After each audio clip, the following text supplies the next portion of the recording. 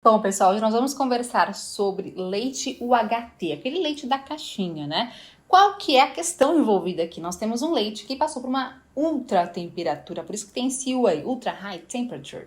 Ou seja, nós temos um leite que passou por um processo térmico para que exista uma conservação desse leite. Primeiro, olha só, para que você tenha uma preservação do alimento, nós temos algumas técnicas de alimentos envolvidas para a preservação desse alimento. Saibam que nós temos micro-organismos que podem estragar esse alimento. Todo mundo sabe disso, né? E quando a gente tem uma alta temperatura, você mata esses bichinhos. Qual foi a ideia? Se eu não me engano, foi em 1970, por aí, criaram essa técnica de UHT. Então não é só no leite, tem vários tipos de procedimentos que podem usar esse UHT. E esse UHT pega o leitinho, coloca ali por volta de 130, 150 graus Celsius, ou seja, muita temperatura, em pouquíssimos segundos, 3, 5 segundos, bem rapidinho, para que você mate esse micro-organismo. Então, o propósito é esse. E aí você pensa assim, mas como que dura tanto tempo um leite assim? Impossível, tem alguma coisa errada. Na verdade, você matou quem estragava o leite, então, consequentemente, o leite vai durar mais. A outra questão é aquela embalagem bem bonitinha, vocês conhecem, né? Aquela embalagenzinha toda vedadinha, ela também auxilia, porque você não tem micro-organismos entrando naquele leite. Ele foi preservado e, consequentemente, nada mais entra lá, pronto. Ele vai durar. Outra questão que pergunta, mas não tem muito aditivo, não tem citrato de sódio, por exemplo? Realmente, esse citrato, ele está lá dentro para a estabilidade da proteína. A proteína que está lá no leite, a principal é a caseína, né? Nós temos várias, claro, mas a principal é a caseína. Aquela proteína, ela pode ter interações com o ambiente. Ou seja, ela pode precipitar, ela pode flocular. E isso não seria uma característica sensorial muito interessante. Se abrir um leite, ele todo meio talhado. Ou seja, não é interessante para quem vai consumi-lo, certo? Você quer um leite mais fluido, mais homogêneo.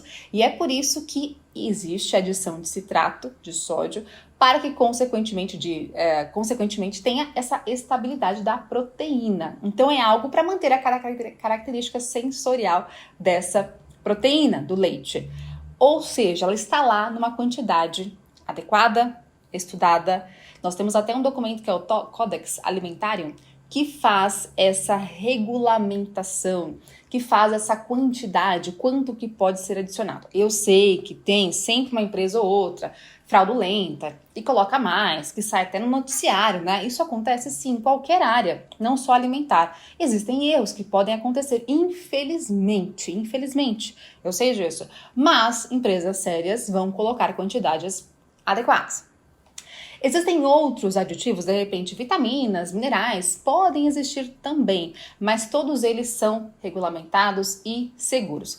Se você, de repente, por algum motivo, fala, não, mas eu quero um leite mais sem aditivos, mais limpo, entre aspas, você tem outras opções também de leites que não são HT, que não tem tantos aditivos assim, que de repente nem tem aditivos, né? Então você pega aquele leite de garrafinha que fica na geladeira, ele tem realmente uma quantidade zero de aditivos.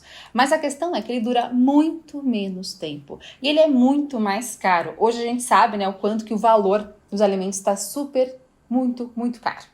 Será que vale a pena para o seu paciente? Será que ele pode investir nesse leite? Se ele não puder, gente, não tem problema. O leite UHT não é veneno, ele não tem uma adição de compostos tóxicos, tudo que está ali é regulamentado. Repara só, qualquer alimento que você consuma, não só o leite, tem aditivo, pega lá. Pega a sua bolachinha, o seu biscoitinho, qualquer alimento que você tem na sua bolsa aí, na sua casa, olha o rótulo.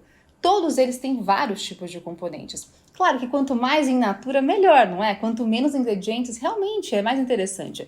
Mas vejam que alguns componentes estão ali apenas para manter a estabilidade adequada, sensorial, físico-química dos alimentos. Não é para te matar, não é para realmente causar algum tipo de malefício.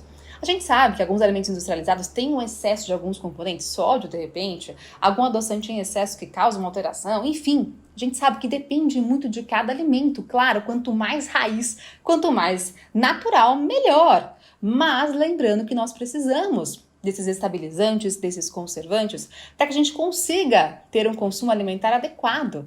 Então é por isso que a atenção em relação ao leite, ele é seguro, não se preocupe em relação a isso. Mas se você, por acaso, gosta, prefere um leite de garrafinha, geladinho, aquele leite que tem uma duração pequena, que tem zeros aditivos, tudo bem, não tem problema. Você pode pagar por isso? Perfeito. E agora o seu paciente que não pode? Ele pode estar totalmente seguro consumindo leite UHT também.